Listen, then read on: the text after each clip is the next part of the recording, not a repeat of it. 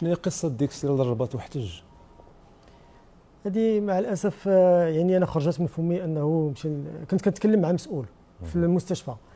انا كنت في المستشفى كنقوم بزياره ميدانيه، وكيبان لي انه كاينه مجموعه من الاختلالات. يعني كنسال على الدواء ما كاينش، كنسال على بعض التجهيزات اللي هي ما خداماش، وكنطلب علاش ما خداماش هذه التجهيزات، لانه مجموعه من المستشفيات ما عندناش هذه المشاكل. لقيتي واحد الوضع غير عادي غير طبيعي؟ لقيت وضع اللي هو ما غيتقبلوا حتى شي حد، لا انا كوزير لا مواطن ولا مواطنه اللي داخل المستشفى، وحتى المهنيين اللي خدامين تماك في المستشفى ما خصهمش يتقبلوا هذه الوضعيه. اذا كنسال المسؤول الاول على هذه الوضعيه شنو دار، كيقول لي كتبت اوراق وراسلت الاداره، يعني مجموعه من التدابير الاداريه، ولكن في اخر المطاف راه ما حلش المشكل.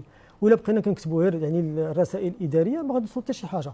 اذا انا كنت تقلقت وقلت لي يعني ما تجاوبتيش مع الناس المسؤولين معاك تماك في الجهه، طلع الرباط وصل علينا، يعني وصل المعلومه وقول لنا شنو كاين، شنو المشاكل باش ندخلوا معاك ونعاونوا. نعم.